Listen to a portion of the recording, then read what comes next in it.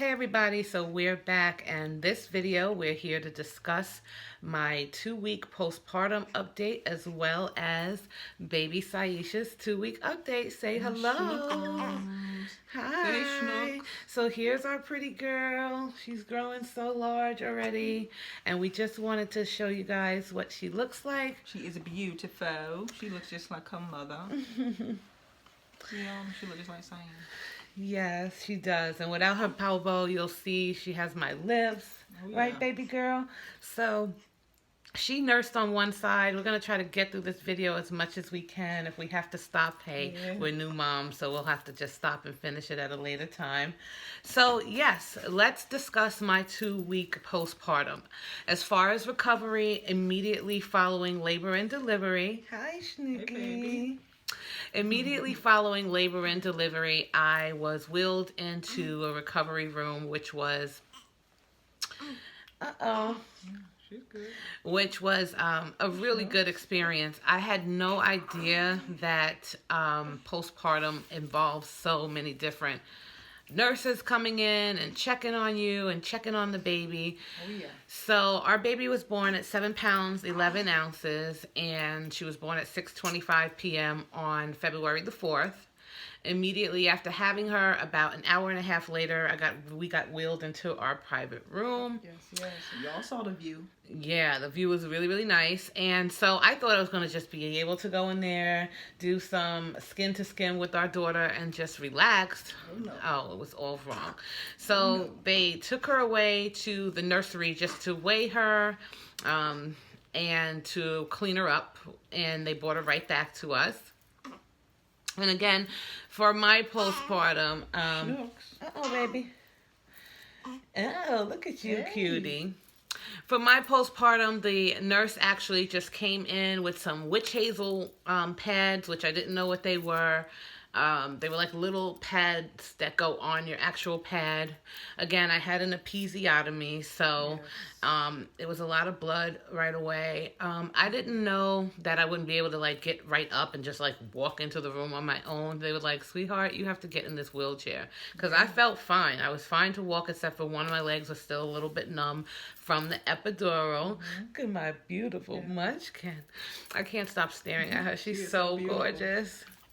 And so, yeah, so they basically wanted to make sure that I can urine and pass a poop immediately. So the woman, like, waited right there, the nurse, like, right in the restroom. And she was like, okay, I'm going to stand right here. You go ahead and pee. I guess it's a safety precaution, like, in case you were hemorrhaging or anything else. They want to make sure you're able to urine on your own and poop on your own. So she didn't stay there for the poop, but she did stay there for the urine. And I'm just, like, overwhelmed because, like I said in the last video, they tell you all about labor and delivery, but they do not tell you about the postpartum and, like, what these doctors are expecting. Now, I have hypertension, so they want to monitor my blood pressure. So they came in once every 2 hours with the blood pressure machine to check my vitals as well as baby's vitals. And they were checking her temperature and they were checking my vital signs, my pulse, and also my blood pressure. Yes. And so, and my temperature as well, which was great the entire time. I take high blood pressure medication, so my blood pressure is always monitored. It's always stable. It's never like just like high. It didn't even go high. I didn't have preeclampsia with the baby or anything, so it's pretty good. Wonderful pregnancy. Yes, wonderful pregnancy. And so I changed into my gown, basically the night in the hospital. Just the one that I purchased, my nursing gown, to be able to nurse her. She latched on right away, as you guys saw in the labor and delivery video. Yep. And so that first night consisted of like cluster feeding. We just fed her over and over and over. It wasn't even 2-hour intervals. It was like an hour, hour and a half max. She just kept nursing. Because you guys know the colostrum was there, so it wasn't like full milk in yet. Yeah, so moving on, like, as far as my recovery goes, I feel great. My ending weight was 228 pounds when I went to the hospital. Well, actually on my 40-week update, my 40-week doctor's appointment. Today I am 14 days out. Today is her 2-week birthday, and I am 208.6 pounds. Baby dropping them pounds. So I lost 20 pounds. Obviously, I can't work out. I can't do any type of anything until the 6 weeks pass. So that's just going off of breastfeeding and my natural body taking its course. That's right. I do want to go ahead and show you guys a belly shot. My stomach did get a little bit darker because it stretched, and this is what it looks like 14 days out. This is my piercing, and you guys see how big my belly was at 40 weeks. So yeah, baby, your body did amazing. I feel great. I'm gonna get back to my original starting weight was 196. I did lose a few pounds when I first got pregnant. The first 4 weeks of pregnancy, I was at 196 when I started, and then I lost a few pounds, like down to like 189. So if I can get down to 189 or preferably 180 within these 12 weeks of maternity leave, I'll be great.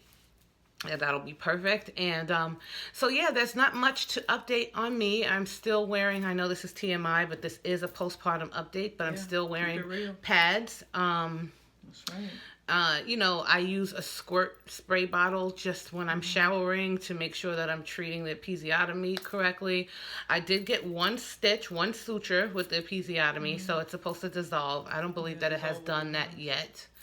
And that's pretty much it. As far as my appetite for postpartum, I've lost it. Like, I'm not hungry at all. I don't eat half of the things that I ate when I was pregnant with her. And jumping into her 2-week update, I wanted to start from the hospital visit up, from the hospital stay on up. So immediately when we got into that's her trying to sing her alphabet. A, B, C, D, E, F. I do that when we're changing her, so. Yeah, repetition, constantly doing with your babies, they will always remember it. Yeah.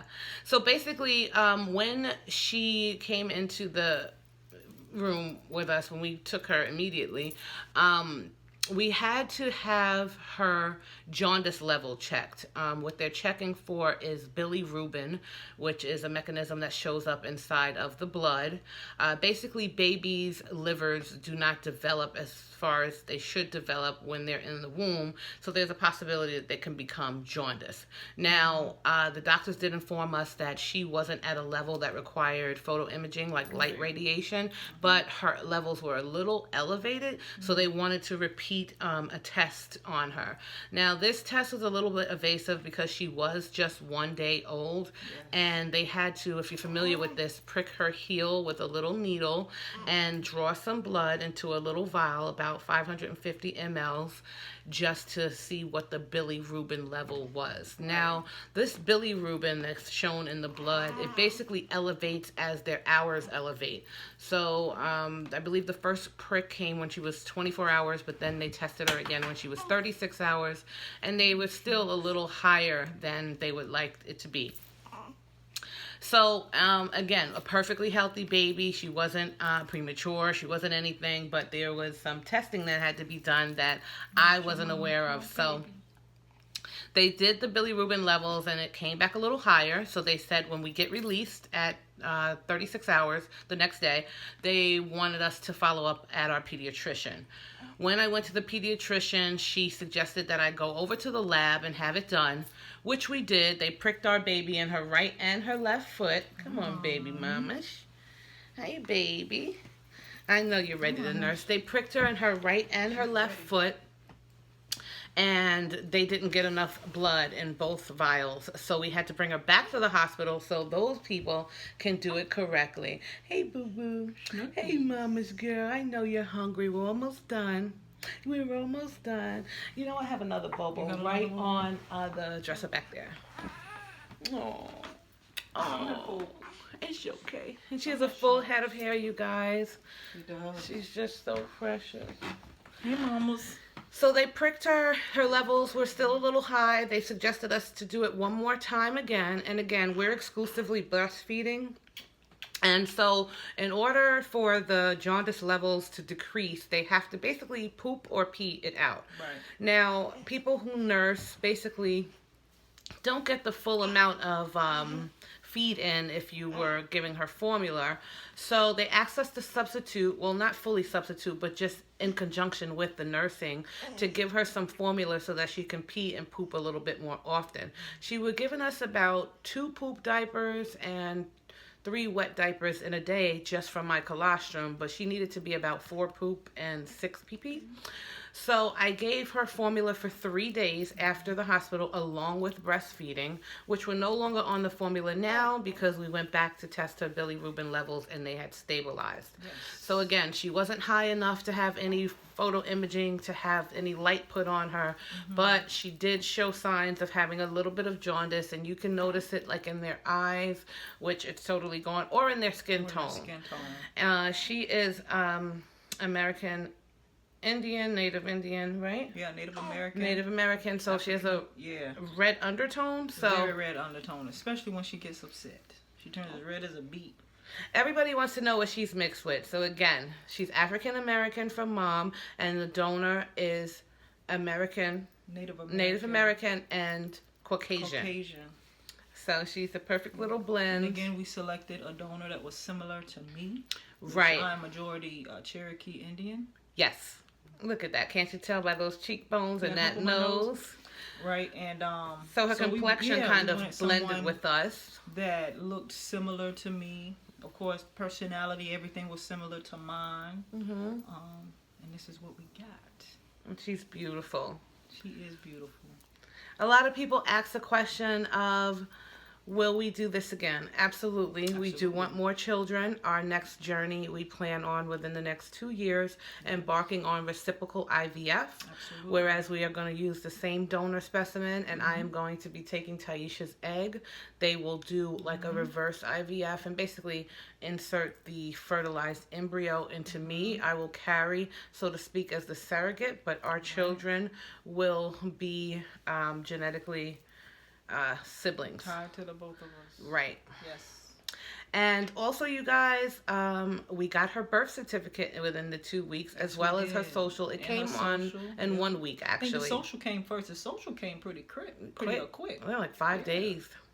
Yeah, and so that's her update. Again, when babies lose weight, when they are in the hospital, she had lost 5 ounces. Basically, just due to feeding and water weight, she had lost 5 ounces. That's normal.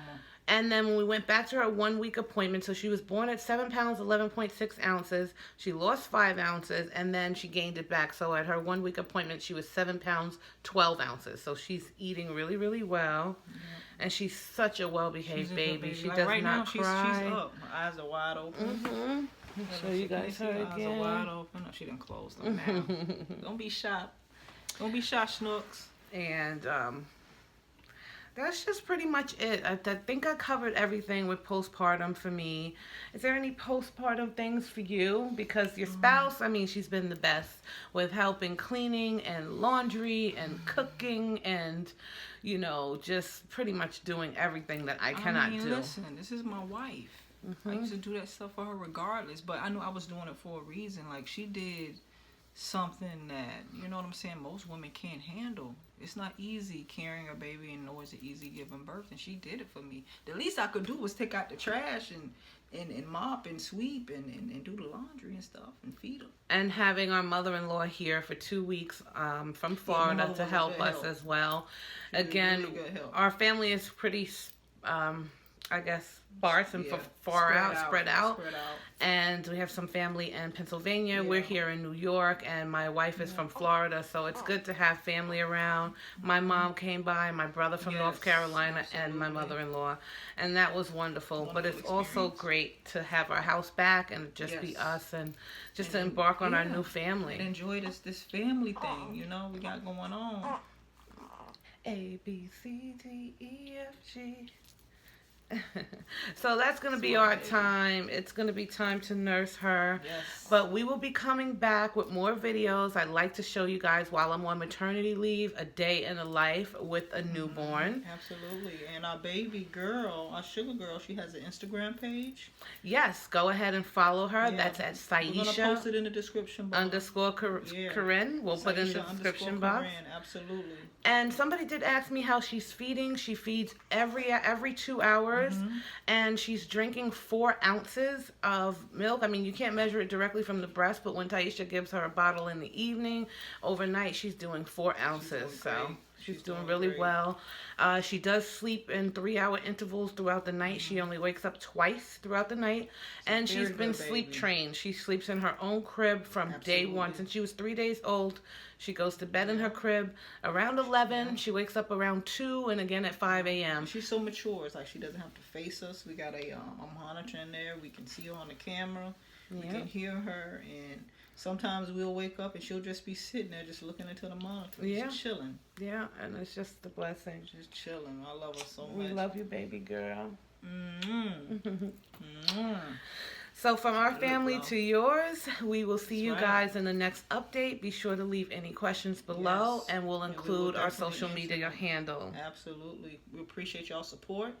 We'll continue to support y'all as y'all continue to support us. And go follow our little schnookums, our little sugar girl, and watch her journey. She gonna change the world, y'all. Yes, watch her grow. That's right. All right, until next time.